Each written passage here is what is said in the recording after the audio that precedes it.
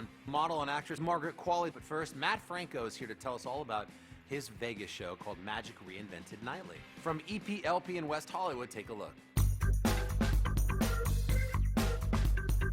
Pretty much anything that can go wrong will go wrong if you do enough shows. The most memorable, I was 10 years old, performing in front of all high school students. I was on stage at the high school that I eventually went to, and I was floating this big silver ball. The music's playing, the ball's floating, and then it just tanks. It falls to the ground. Not only that, but it cracks in half. And I just went like this. And people began to applaud. That's when I realized that with magic, people don't know what to expect. They don't know what's next. So you can just kind of go with the flow and just, oh, that was supposed to happen. I'm Matt Franco, and I am a magician. I want you to name for the first time out loud, what's the card you thought of? Go ahead, say it. Jack of diamonds. Ready? I'm gonna try to actually pull the deck through the balloon, except for one. If someone asked me at a party, I don't tell people what I do unless they ask me point blank. I think people have a strange expectations for magicians. Are you gonna make this whole building disappear? Or they think you're sly. They're like, are you gonna steal my watch? Are you gonna steal my wallet? Oh, you must saw people in half. Or do you have a rabbit?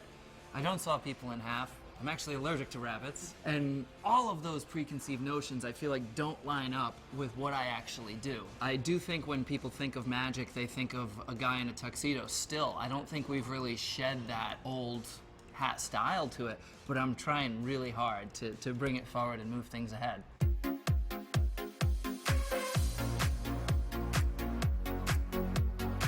I was 4 years old, just sitting down with the family, watching some TV, and it was a magic special on with like 20 magicians. I got hooked. I begged my parents, get me a magic set. Next thing you know, I got these 3 little tricks, and I'm doing them for show and tell in kindergarten. One of them was a shrinking magic wand. I don't have a magic wand.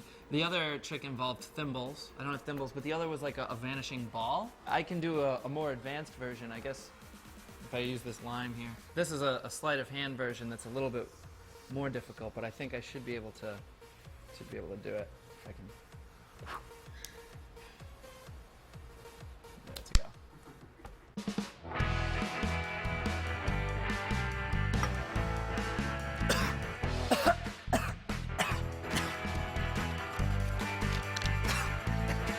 Sorry you had to see that.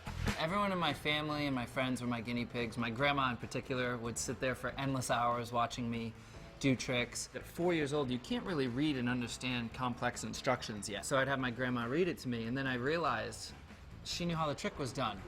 So I was like, it was motivation for me to actually even learn how to read. This is another cool way you can do this. If you take the line like this, it changes into the lemon. I want you to throw the ball and just try to get it as close to that cone as you can. Really? Yeah, I'm not gonna judge it, go for it. Can I borrow that towel? Sure. Thank you. And do you have your phone on you? Yep. I'll just leave it wrapped up inside of the towel, all right? Let's see how close I can get it.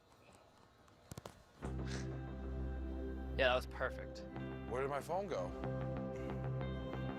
Dude. Matt Franco's Got Magic was my own 2-hour primetime special. You don't see that these days. It's been years. I think the last time we had that was like Lance Burton, and that was what I grew up watching. Yeah, I do. I was obsessed with those magic specials growing up on TV. Those were my Bible. I can quote all of them like people quote their favorite movies. It's really sad. No, seriously, like quote what they're saying? Or Everything. If you name a magician who was on there, I can tell you which ones they were on, I can tell you what year it was, I can tell you what celebrity host introduced them, what the host said, everything. For magic on TV, it's all about credibility, right? And that's why I always make sure if I'm doing something on television, I love to have that sort of audience reaction so that people watching at home understand that's what really took place. There are people there vouching for it. My show in Vegas is called Magic Reinvented Nightly at the Link Hotel and Casino. You can quote me on this. I never phone it in. It's always in the moment because it changes every night based on what the audience does. I have so many people coming up on stage being a part of it. I don't know what people are gonna say. I don't know what crazy people in Vegas are gonna do. And we create an experience together, night after night.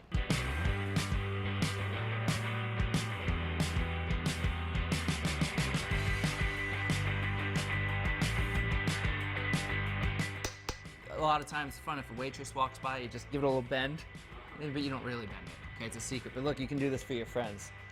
When you watch magic, people think it ruins it when you learn the secret. I think that's just false. I mean, I know how all this stuff works. I like it a lot more than you do. Magic is just tricks at the bare bones of it, but it's always the presentation that makes it something more. I want there to be an extra layer to it to get people engaged. That's what it's about. That was Matt Franco. Magic Reinvented Nightly is currently playing at the Link Hotel in Vegas. Tickets are on sale right now. Stick around. We've got the Jesus and Mary Chain performing.